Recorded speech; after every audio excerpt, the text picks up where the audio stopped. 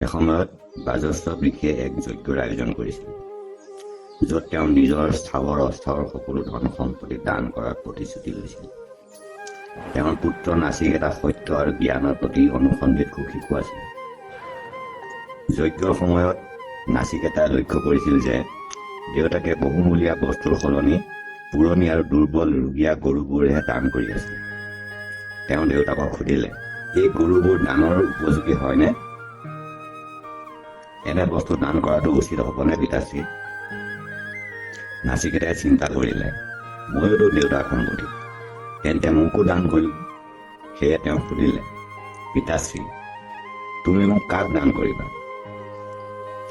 এই প্ৰশ্নটো তেওঁ 3বাৰ আওৰাইছিল। দেউতাকে 3বাৰলৈকে কোনো উত্তৰ নিদিলে।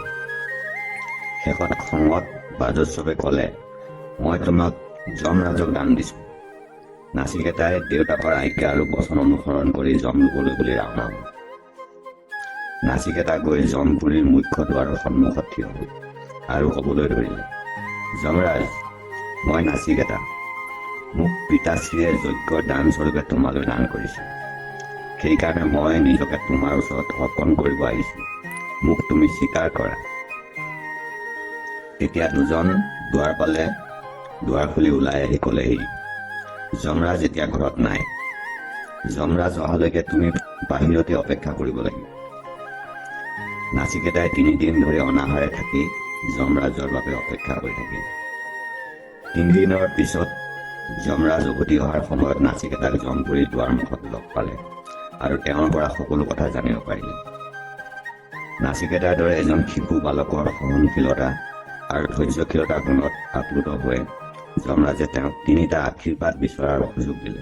প্ৰথম বৰদানত নাচিকেতাই যি পিতৃয়ে তেওঁক নিৰ্দয়ীভাৱে যমৰজালৈ দান দিবলৈ কুণ্ঠাবোধ কৰা নাছিল, সেই পিতৃৰ বাবে সুখ আৰু শান্তিৰ কামনা কৰিছিল। দ্বিতীয় বৰত তেওঁ স্বৰ্গলৈ যোৱাৰ জ্ঞান বিচাৰিলে আৰু তৃতীয় বৰত তেওঁ আত্মা আৰু মৃত্যুৰ ৰহস্য জানিবলৈ ইচ্ছা প্ৰকাশ কৰিলে। যমৰাজে প্ৰথম 2টা বৰ তৎক্ষণাৎ মঞ্জুৰ কৰি তথাস্তু বুলি ক'লে, কিন্তু দ্বিতীয় বৰটো দিবলৈ অলপ চিন্তা কৰি ক'লে, এই ৰহস্যটো অতি গভীৰ, ইয়াক বুজিবলৈ সহজ নহয়। ইয়াৰ সলনি তুমি অন্য কিবা বৰ বিচাৰিব পাৰা। কিন্তু নাচিকেতাই নিজৰ যুক্তি আৰু ধৈৰ্যৰে যমৰজাক গোপন কথা ক'বলৈ পতিয়ন নেৰাবলৈ ক'লে, এই গভীৰ ৰহস্য জানিবলৈ যিকোনো কষ্টৰ সন্মুখীন হ'বলৈ মই সাজু আছো। নাচিকেতাৰ একাগ্ৰতা আৰু দৃঢ়তাত সন্তুষ্ট হৈ যমৰাজে তেওঁক আত্মাৰ অমৰত্ব আৰু মৃত্যুৰ পাছৰ সত্যৰ জ্ঞানো প্ৰদান কৰিলে আৰু ক'লে, নাচিকেতা, এতিয়া তুমি সেইটো জ্ঞানো আহৰণ কৰিলা যিটো সত্য আৰু অমূল্য। এতিয়া তুমি পৃথিৱীলৈ ঘূৰি যোৱা আৰু এই সত্য জ্ঞানক মানৱ সমাজৰ কল্যাণৰ অৰ্থে প্ৰচাৰ কৰাগৈ। এই কাহিনীটোৱে সত্য আৰু জ্ঞানৰ সন্ধানত ধৈৰ্য, নিৰ্ভীকতা আৰু নিষ্ঠাৰ গুৰুত্বকে শিকাইছে। নাচিকেতাৰ কৌতূহল আৰু সাহস প্ৰতিটো যুগৰে প্ৰেৰণাৰ উৎস। ভিডিঅ'টো শেষলৈকে চোৱাৰ বাবে বহুত ধন্যবাদ। পাৰিলে চেনেলটো ছাবস্ক্ৰাইব কৰি থ'ব। জয় শ্ৰীকৃষ্ণ।